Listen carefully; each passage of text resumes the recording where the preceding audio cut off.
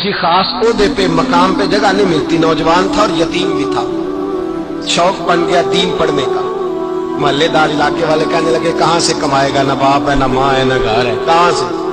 हजरत रूमी कहते हैं नौजवान ने जंगल में झोंपड़ी लगा ली, वहां वो सुबह मदरसे जाता, शाम को जंगल में रहता, वहां अल्लाह अल्लाह करता, सबक याद करता।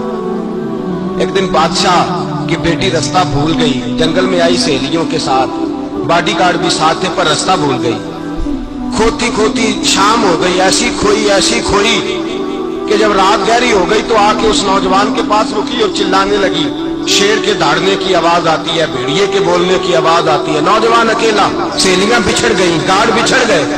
कहने लगी मैं परेशान हूं, मुझे जगह मिल जाएगी। नौजवान कहता मैंने शहजादी देखी और मुझे भी पता था कि घर एक ही है और रात को अंदर से दरवाजा भी बंद करना पड़ता है, जंगल जानवर भी आ जाते हैं। कहते मेरी छोटी सी कुटिया में झोंपड़ी में वो आई, रो के कहने लगी सहारा कोई नहीं, अगर मैं पीछे निकलूंगी तो भेड़िए खा जाएंगे। कहते मैंने उसे जगह दे दी। अकेली औरत, चिराग जल रहा है, सबक याद कर रहा हूं। मेरे नबी पाक ने फरमाया जहां मर्द औरत अकेले हो तीसरा शैतान होता है। और शहजादी, वो बच्चा कहता है सबक याद करता रहा सारी रात।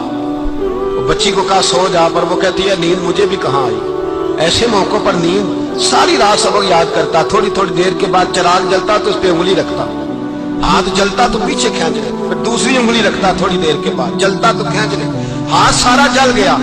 सुबह किरणें चमकी तो कहने लगा चल निकल जा, दौड़ जा, बस बड़ा सब्र का इम्तिहान हो गया, चली जा। शहजादी बाहर निकली, सिपाही ढूंढ रहे थे, बादशाह खुद जंगल में निकला हुआ था। मेरी बेटी मिल गई। बादशाह तन्हाई में जाके कहने लगा बेटा मैं दुनिया को बताऊंगा कि मेरी बेटी खोई नहीं थी, सिपाही साथ ही थे। ये बड़ा मुश्किल होता है, बेटी तो भूल के भी रात कहीं रह पड़े तो लोग जीने नहीं देते, तो बेटा मुश्किल हो जाएगा मेरे लिए। कहां थी? उसने कहा नेक नौजवान के पास। उसने कहा बेटा मैं तो तेरी बात मानूंगा पर दुनिया नहीं मानेगी। अगर उस नौजवान ने किसी को बता दिया कि तू उसके पास थी तो फिर लोग मेरा जीना मुहाल कर देंगे। बेटा मैं मर जाऊंगा, मेरी मजबूरी ये है कि वो कहीं राज ना उगल दे वो नौजवान, उसे कत्ल करना पड़ेगा। औरत ने मिन्नतें की, उस बेटी ने कहा मेरे मौसम को मारोगे, रोई।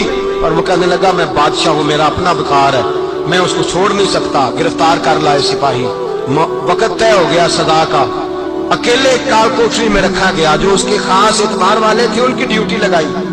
बादशाह ने बुलाया तालिब इल्म, आया। औरत कहने लगी, बेटी कहने लगी एक दफा तो बुलाओ ना, एक सवाल बस पर्दे में रह के पूछना है और फिर जो आपका जी चाहे, मेरे मौसम को मारना तो है, तो मर्जी आपकी। सामने खड़ा किया, नौजवान पर्दे के पीछे, औरत खड़ी हो गई। बादशाह बीच बैठ गया। बीबी कहने लगी सारी रात बेदार मैं भी रही, सोया तू भी नहीं। वो जो तू चिराग के करीब हाथ लगा के जलाता था वो समझ नहीं आई। नौजवान रो पड़ा, कहने लगा क्या करूं, मैंने रसूलुल्लाह का दीन पढ़ा है, क्या करूं, मैंने हुजूर का दीन पढ़ा है। मैंने पढ़ा है कि जानी को सबसे नीचे दोज़ख के सबसे निचले दर्जे में जलाया जाएगा, उसे जहन्नमियों का पीप और रेशा पिलाया जाएगा, गंद खिलाया जाएगा। ये रवायतें पड़ी हुई थी। थोड़ी थोड़ी देर के बाद शैतान मुझे कहता था बदकारी कर ले। मैं अपना हाथ उसी वक्त जब शैतान मशवरा देता तो मैं आग पे करता। मैं कहता अगर ये बर्दाश्त हो गई तो वो भी हो जाएगी। जब हाथ जलता तो मैं समझ जाता नहीं तुझसे तो ये नहीं बर्दाश्त होती तो वो कैसे होगी। फिर मुझे शैतान मशवरा देता कोई देख नहीं रहा, तुम बुलाने नहीं गया, खुद आई, मैं दूसरी उंगली लगा देता। मैंने हाथ जलाया और मैं समझ गया जब छोटे से चिराग की इतनी सी शमा की आग नहीं बर्दाश्त होती तो दोज़ख की कैसे बर्दाश्त होगी। कहते मैं पास आया, बादशाह ने ये कहानी सुनी, लफ्ज सुने तो चीख मार के रोया। कहने लगा तालिब इल्म तू तो मेरे नबी का सच्चा गुलाम है और मेरे रसूल के जो सच्चे गुलाम होते हैं उन्हें फांसियां नहीं दी जाती, उन्हें तख्त पे बिठाया जाता है। अब तुझे सजा नहीं होगी बल्कि मैं अपनी बेटी का निकाह तेरे साथ करूंगा और मेरे बाद इस सल्तनत का बादशाह भी तू ही बनेगा। अब वो नौजवान वहां नारे लगा रहा है, कहता लोगों तुम मुझे कहते थे दीन से क्या मिलता है, दीन से तो अल्लाह तख्त ताज भी अता फरमा देता है। अगर नौजवान शर्मो हया वाले बन के रहे अल्लाह सारी इज्जतें दे देगा।